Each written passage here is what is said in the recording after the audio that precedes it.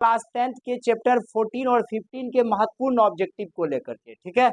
आप अंतिम तक बने रहिएगा, जितने महत्वपूर्ण ऑब्जेक्टिव है उस तमाम ऑब्जेक्टिव को लेकर के हम आपके बीच आए हैं और हमको विश्वास है आप इस सब ऑब्जेक्टिव को यदि देख लेते हैं तो आपका सारा डाउट क्लियर हो जाएगा। समझ में आ गया कि नहीं आ गया? और आप जो चैनल पे जुड़े हुए उस चैनल का नाम है विक्रमशिला पूर्णिया बिहार। यदि आप नए मेंबर होंगे तो इसके सदस्य बन जाइएगा, नहीं तो कम से कम एक मेंबर को जरूर इस चैनल के साथ जोड़िएगा, है ना। तो चलिए आज हम लोग स्टार्ट करते हैं। हम लोगों का जो चैप्टर है ना वह सांख्यिकी और प्रायिकता से रिलेटेड ऑब्जेक्टिव प्रश्न और महत्वपूर्ण प्रश्न है। जो प्रश्न आपके एग्जाम में डायरेक्ट हिट करेगा यह 100% गारंटी। सारे ऑब्जेक्टिव को हम एक्सप्लेनेशन करेंगे, व्याख्या करेंगे और आपको समझाएंगे, है ना। चलिए, यह मैथ 10th क्लास का है। किस क्लास का मैथ का है ऑब्जेक्टिव? क्लास 10th का, ठीक है। चलिए हम लोग एक एक करके क्वेश्चन को देखते जाएंगे और समझते चलेंगे। पहला क्वेश्चन क्या कह रहा है? आंकड़ों की माध्यका होगा, क्या होगा? ये जो आंकड़ा दिया हुआ है 4, 6, 8, 9, 11 का माध्यका क्या होगा? आपको हम बताते हैं। आप सांख्यिकी चैप्टर जब पढ़े होंगे तो आप तीन चीज पढ़े होंगे, माध्य, माध्यक और बहुलक। वही माध्यक है जिस माध्यक के बारे में आपने पहले पढ़ चुका है ना। तो माध्यका पता करने के लिए हम लोग को एक चीज करना पड़ता है। आपके पास ऑप्शन है, यदि आप जान रहे हैं तो जरूर कमेंट कर दीजिएगा, नहीं जान रहे हैं तो बस वेट कीजिए, हम आपको तुरंत बता रहे हैं। समझ में आ गया कि नहीं आ गया? तो ये तमाम संख्या का हम लोग को क्या निकालना है? माध्यका। इसके लिए आपको एक काम करना पड़ेगा, सबसे पहले इसको बढ़ते क्रम में सजाना पड़ेगा या आप घटते क्रम में सजा लीजिए। दो कंडीशन बताए, या तो बढ़ते क्रम में सजा लीजिए या तो घटते क्रम में। इंग्लिश यदि जानना चाहते हैं तो असेंडिंग ऑर्डर या डिसेंडिंग ऑर्डर। समझ में आ गया कि नहीं आ गया? तो चलिएगा, यहाँ जो है नंबर यह पहले से बढ़ते क्रम में दिया हुआ है। देखिए 4, 6, 8, 9, 11। बताइए क्या यह बढ़ते क्रम में है या नहीं है? तो सजाने की कोई आवश्यकता नहीं है। अब आप देखिए इसमें से ओड नंबर है या इवन? पहले सबको गिनिए, 1, 2, 3, 4 और 5। 5 क्या होता है? ओड नंबर होता है। यदि ओड नंबर है तो इसका संख्या को बराबर इधर कर दीजिए, इधर भी 2 हो गया, इधर भी 2 हो गया, बीच में कौन सा नंबर बच गया? 8। इसका आंसर क्या हो जाएगा? 8। बाय द वे, यहाँ पे 5 नंबर के जगह पे 6 नंबर होता है, यानी कि ओड ना हो करके इवेन होता है। मान लेते यहाँ पे 12 हो जाता, तब क्या होता? तब आपको बता देते क्या होता। 2 ठो इधर दे दिए, 2 ठो इधर दे दिए, बचा बीच में क्या? 8 + 9 कितना हो गया बउआ? 17। 17 को 2 से डिवाइड कर दीजिए, आपका आंसर हो गया 8.5। समझ में आ गया कि नहीं आ गया? यदि बीच में 2 ठो बचेगा, दोनों को जोड़ करके 2 से भागा कर देना है। यदि ओड में होगा, ओड में होगा तो झंझटे खत्म, बराबर बराबर करके हटा दिए, बीच में जो आया वही क्या हो गया? हम लोग का मध्य का हो गया। क्वेश्चन नंबर 1 को आप अच्छा से समझ गए होंगे। अब हम लोग चलते क्वेश्चन नंबर 2 को देखने के। दिए गए आंकड़ों का बहुलक। देखिएगा, बहुलक का मतलब है कितनी बार आया, मैक्सिमम संख्या उसमें से किसका है। जिस भी नंबर का इसमें से मैक्सिमम नंबर होगा ना, उसी को हम लोग क्या कहते हैं? बहुलक कहते हैं। उसी का लक अच्छा है इसलिए वो बार बार आया। आप अपने से अनुमान कीजिए इसमें से कौन सा नंबर सबसे ज्यादा बार आया होगा। आपको दूरे से झलक रहा होगा जो नंबर सबसे ज्यादा बार कौन आया है। देखिएगा एक बार, 4 एक बार आया है, 2 बार आया है, 3 बार आया है, ठीक है। 4 की संख्या 3 है। 5 कै बार आया है? 1 बार आया है, 2 बार आया है और कहीं नहीं आया है। 9 कै बार आया? 1, 2, 3, 4। 4 टाइम 9 आया है। 3 को गिनिए, 1, 2, बस 2 बार। 2 को गिनिए, 1 अकेले और कहीं नहीं। 7, 1, 2, 3। अब देखिए 6, 1, 2, 10 2 बार। तो सबसे ज्यादा बार जो नंबर आया है वह नंबर है 9। इसलिए इस तमाम नंबर का बहुलक 9 हो जाएगा, यानी कि ऑप्शन नंबर बी हो जाएगा। बहुलक का मतलब होता है जो सबसे ज्यादा बार आए। लेकिन एक वो फेरा है बउआ, यदि 9 आया इतना बार तो हो सकता है 9 के बराबर में मान लेते 7 2 बार आया है, 7 एक बार और आ जाता, तब हम क्या करते? 9 भी आया 4 बार, 9 भी 4 बार और 7 भी आया 4 बार, तब मेरे पास कंडीशन क्या होता? तब कोई भारी कंडीशन नहीं है, 9 और 7 को प्लस करेंगे, 2 से डिवाइड कर देंगे, 9 7 हो गया 16, 16/2 कट गया तो कितना हो गया? 8। समझ में आया कि नहीं आया? जो बराबर नंबर आ जाए एक के बार में तो दोनों को जोड़ करके 2 से डिवाइड कर देना है। तो शायद आपको क्वेश्चन नंबर 2 भी अच्छा से समझ में आ गया होगा। चलिए अब हम लोग नेक्स्ट क्वेश्चन में चलते हैं। एकदम पूरा व्याख्या के साथ हम आपको समझाएंगे, थोड़ा भी डाउट नहीं रहने देंगे आपके अंदर में। क्या कहता है? प्रथम 5 प्राकृत संख्याओं का माध्य, माध्य बराबर होता है सभी प्रेक्षणों का योग बटा कुल संख्या। माध्य का फॉर्मूला होता है सभी प्रेक्षणों का योग बटे कुल संख्या, मतलब कि प्रेक्षण कितना है? प्रथम 5 प्राकृत, तो प्राकृत संख्या 1 से स्टार्ट होता है, 1 जोड़ 2 जोड़ 3 जोड़ 4 जोड़ 5, 5 तो प्राकृत लिख दिए ना, तो 2 1 3 3 6 4 10 5 कितना हो गया बउआ? 15। टोटल प्रेक्षण का हो गया 5, 5 से 15 को कटा दीजिए, कितना कट के आया? 3। अब खोजिए यहाँ पे ऑप्शन कहाँ पे है? 3, बी नंबर में है 3, आंसर हो गया 3। समझ में आया कि नहीं आया? एकदम क्लियर। प्रथम 5 प्राकृत, यहीं पे 7 कर देता तो 5 के बाद 6 + 7 कर देते, 7 से भागा लगा देते, 8 कर देता तो 8 से भागा लगा देते। समझ में आ गया कि नहीं आ गया? चलिए यह भी क्वेश्चन आपका क्लियर हो गया होगा। हम आशा करते हैं आपको इस चैनल से बहुत ज्यादा सहायता मिल रहा होगा। अब हम लोग चलते हैं। अब एक क्वेश्चन क्या है? क्वेश्चन नंबर 4 कह रहा है इसमें से मतलब इतना जो नंबर दिया हुआ है ना, इस नंबर की बारंबारता क्या? पता है वो बारंबारता क्या होता है? इसमें सबसे ज्यादा बार क्या आया, या आपको एक ऐसा भी कह सकता है इतना में 17 की बारंबारता क्या है? अकेले नंबर का नहीं पूछेगा, थोड़ा सा इसमें जो है बारंबारता मतलब सब नंबर की बारंबारता, जैसे 2 की बारंबारता क्या है, 3 की बारंबारता क्या है, तो इसमें से पूछना चाहिए, ठीक है। लेकिन यदि क्वेश्चन में नहीं पूछा गया है तो सबसे ज्यादा बार जो आया समझ लीजिए वही नंबर का बारंबारता निकालना। तो आपको झलक रहा होगा, सबसे ज्यादा बार जो दृष्टि में लग रहा होगा वो कौन सा नंबर है, खोजिए इसमें। लेकिन आपको क्वेश्चन में क्या पूछेगा पता चला ना? कह देगा 17 की बारंबारता, इतना में 17 की बारंबारता, इतना में इस नंबर की बारंबारता, तो 17 कै बार आया है?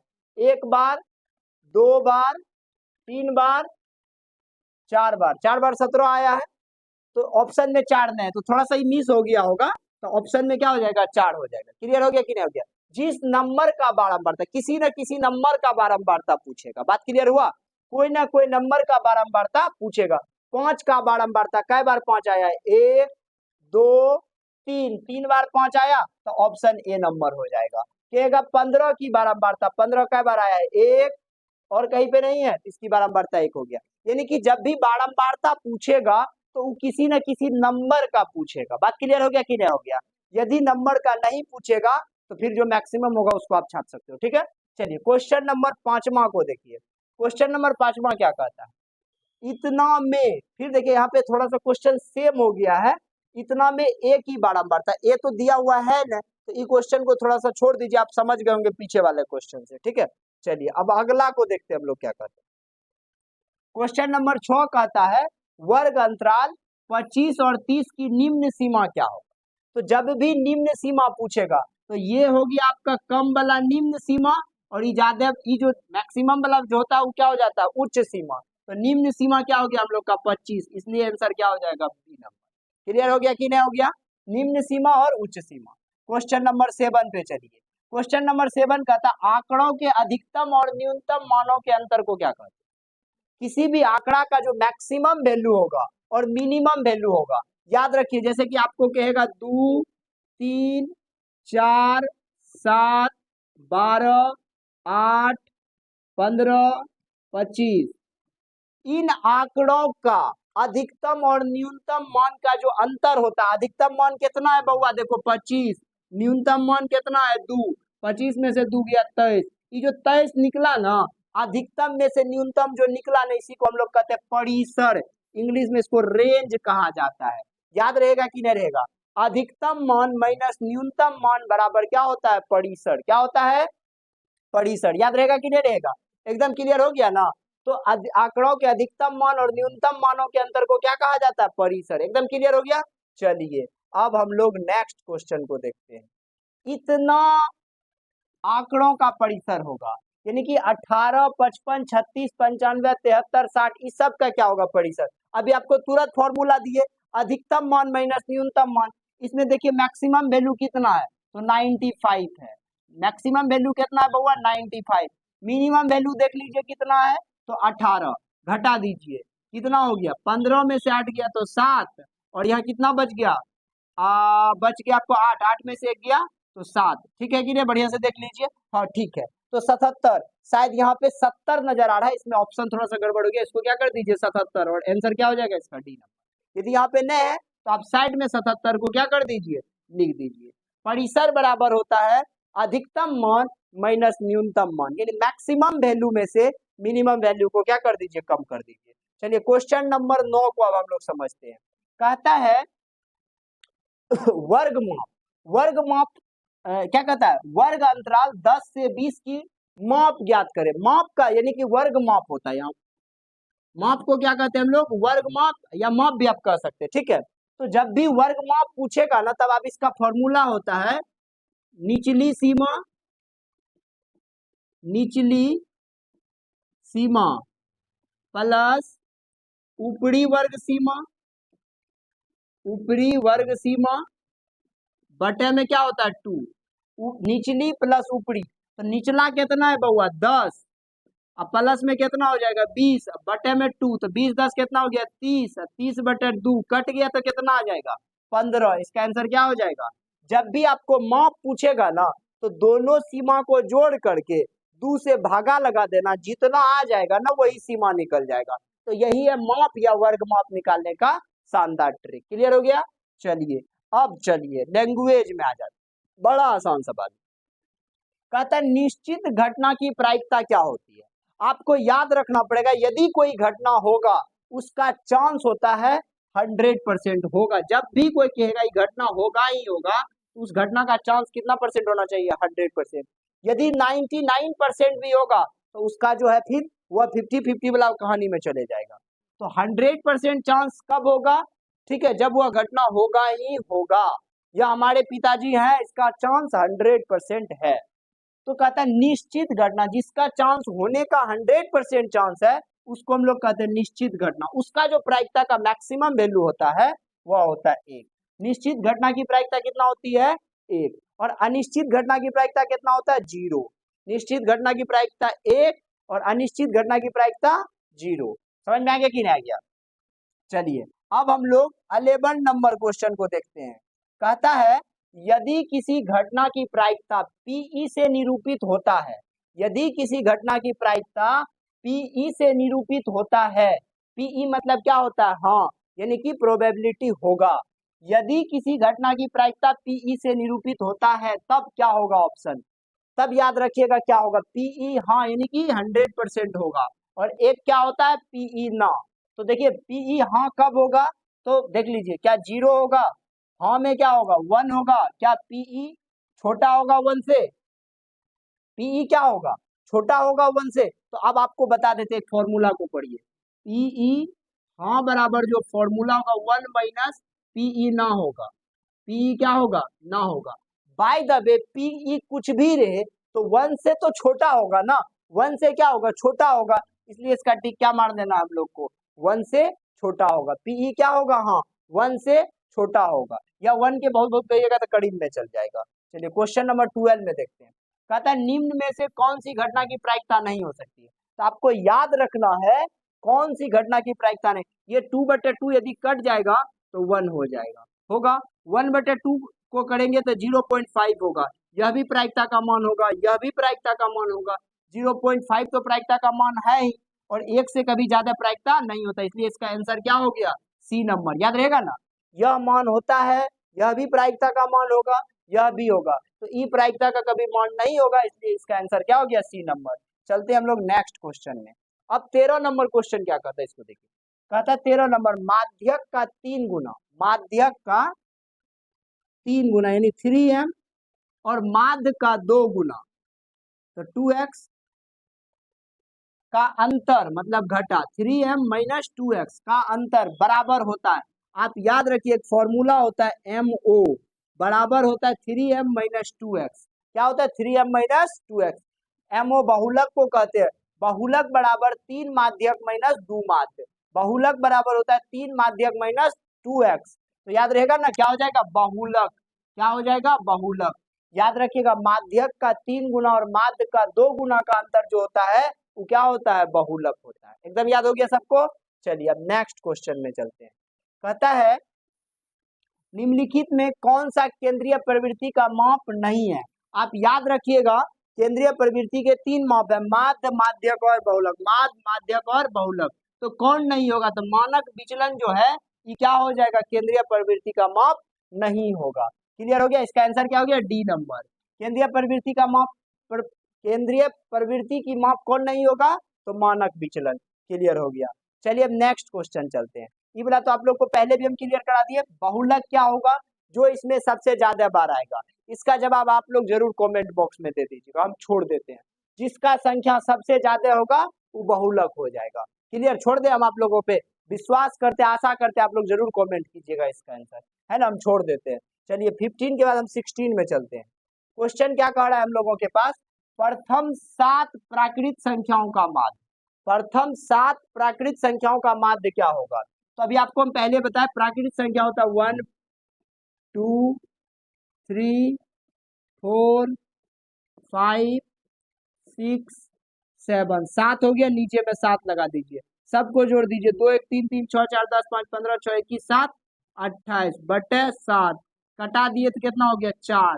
खोजिए ऑप्शन में कहाँ है 4, ए नंबर में आंसर क्या हो गया 4। समझ में आ गया कि नहीं आ गया, एकदम क्लियर हुआ या नहीं हुआ। चलिए नेक्स्ट क्वेश्चन में हम लोग चलते हैं। कहता है प्रेक्षण इतना इतना का माध्यक ज्ञात करना। माध्यक भी हम फर्स्ट में बता दिए थे। माध्यक के लिए हम लोग को क्या करना पड़ता है, पहले उसको बढ़ते क्रम या घटते क्रम में सजाना पड़ता है।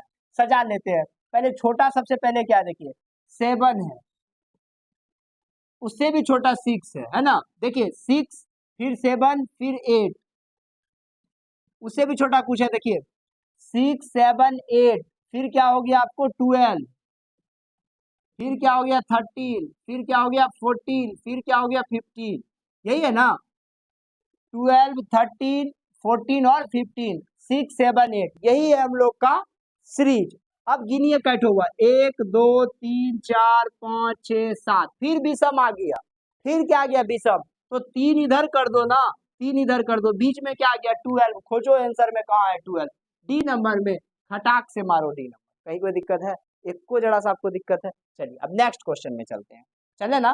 प्रायिकता का अधिकतम मान होता है, अभी आपको हम जस्ट बताए प्रायिकता का जो मैक्सिमम वैल्यू होता है ना 1 होता है, और न्यूनतम वैल्यू जो होता है वो 0 होता है। निश्चित घटना की प्रायिकता 1, अनिश्चित घटना का 0। तो आपको क्या पूछ रहा है, प्रायिकता का अधिकतम मान, आप जीवन भर याद कर लीजिए अधिकतम मान 1 होगा, प्रायिकता का अधिकतम मान कितना होगा 1 होगा। क्लियर, चलिए अब नेक्स्ट क्वेश्चन में चलते हैं। कहता है 19 नंबर क्वेश्चन, पीई हाँ प्लस पीई ना बराबर क्या होता है। आप अच्छा से याद रख लो, पीई हाँ प्लस पीई ना बराबर हमेशा होता है 1। कितना होता है 1, कितना होता है 1, कितना नंबर हुआ, एकदम क्लियर हो गया कि नहीं हो गया, इसका ए नंबर। 20 नंबर क्वेश्चन में हम लोग चल रहे हैं। एक पासे को फेंकने पर, देखो यहाँ पे एक चीज थोड़ा सा मिस हो गया, एक पासे को जब फेंकेंगे तो उसमें सम या विषम आएगा, चित और पट सिक्का में आता है, ठीक, या तो एक पासे के जगह यहाँ पे आप कर दीजिए चित, क्या कहता है सिक्का कर दीजिए। एक सिक्का को फेंकने पर चित आने की क्या प्रायिकता है, तो आप याद रखिएगा जब भी एक सिक्का को फेंकेंगे तो दो टोटल घटना जो होगा वहां दो, एगो चित एगो पट, और जो भी चीज आएगा उसका चांसेस रहेगा 50%। इसलिए सिक्का को फेंकने के बाद चित आने की प्रायिकता 1/2 और पट आने की प्रायिकता 1/2। इसका आंसर आप देख लीजिए 1/2 ए नंबर में, इसलिए यह क्वेश्चन का आंसर क्या हो जाएगा 1/2। शायद आपको यह पार्ट बहुत अच्छा से समझ में आया होगा, सब आदमी को भेज दीजिएगा। मिलते हैं हम लोग आपके अकॉर्डिंग, आपको यदि जो भी चैप्टर में दिक्कत है जरूर कमेंट कीजिएगा, हम उस पर वीडियो लेकर के आएंगे। धन्यवाद, मिलते हैं, तब तक इसको खूब ज्यादा शेयर कीजिए, चैनल को इतना ज्यादा आप बढ़ाइए, अपना प्यार इतना ज्यादा दीजिए हमको भी मन लगे। Bye bye.